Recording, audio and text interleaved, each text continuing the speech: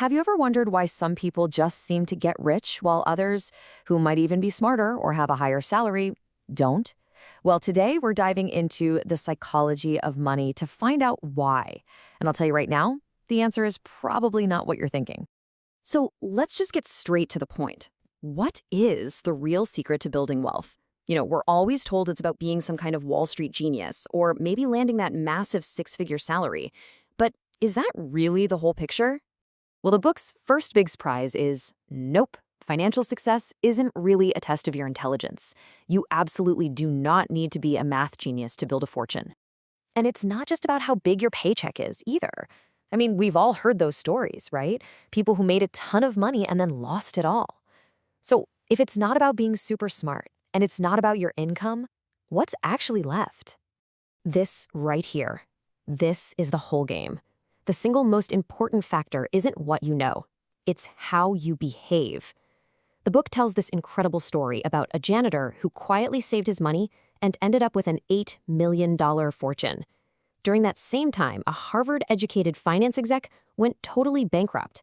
The difference wasn't brains, it was behavior. It was habits, patience, and mindset. That's what really moves the needle.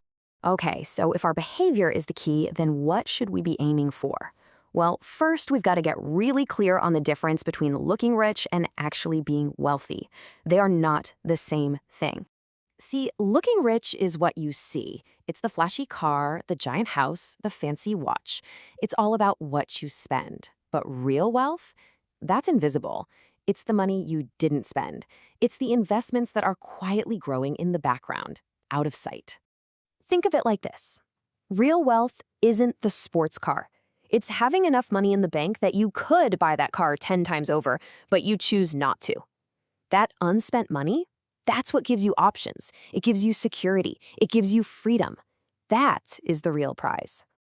So, how in the world do we build this invisible wealth? Well, it really boils down to adopting 3 core mindsets. So here's the roadmap. First, we're going to learn to plan for things we can't predict. Second, we're going to master the long game. And third, we'll focus on what this is all for, pursuing true freedom. All right, let's tackle that first mindset. The only thing we can be absolutely certain about is that the future is uncertain. I mean, nobody knows what's coming. Market crashes, pandemics, unexpected life events, they're going to happen. And just accepting that fact is the very first step to building a financial life that can actually last. So the practical way you plan for the unpredictable is by building what the author calls a financial safety margin. It's a pretty simple idea, really. It just means having enough emergency savings, keeping your debt low, and having a smart investment strategy so you can handle whatever life throws at you. This buffer, this cushion, that's what protects you when things inevitably go wrong. Now for the second mindset, which is all about mastering the long game. And the secret ingredient here is something we're not very good at these days: patience. We live in a world that's all about now, now, now, but real, lasting wealth is almost always built slowly, quietly, over time. Honestly, in the world of finance, patience is a legitimate superpower. And a huge part of being patient is just learning to tune out all the noise. Social media makes it so easy to see the new car your friend bought or the amazing vacation your cousin is on, and it creates this crazy pressure to keep up. But here's the thing. You never see their credit card statements. You never see their debt. The only way to win is to run your own race. Focus on your goals, not their highlight reel. And that brings us to the third mindset, which is really the ultimate why behind all of this. The real value of money isn't stuff, it's freedom. It's the ability to wake up in the morning and say, I get to do what I want today. It's about controlling your own time, having the space to follow your passions, and living your life without that constant, nagging stress about money. That, right there, is true wealth. Okay, so freedom is the goal. Awesome. But what's the actual practical plan to get there? Well, you might be surprised by how simple it is. It really just boils down to these 5 steps. Earn your money and make sure you spend less than you make. Save that difference and do it consistently. Invest that money for the long term.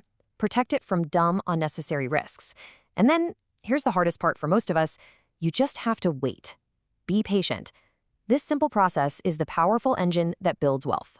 So look, if you only take one single thing away from all of this, please let it be this. Building wealth is not a test of intelligence. It is a test of character. Good financial habits, patience, and discipline will always beat a high IQ with bad behavior. And that brings us to the most important question. Because this isn't just some interesting theory, right? This is a call to action. So I want you to ask yourself, what is one small behavior, just one thing, that you can change starting today?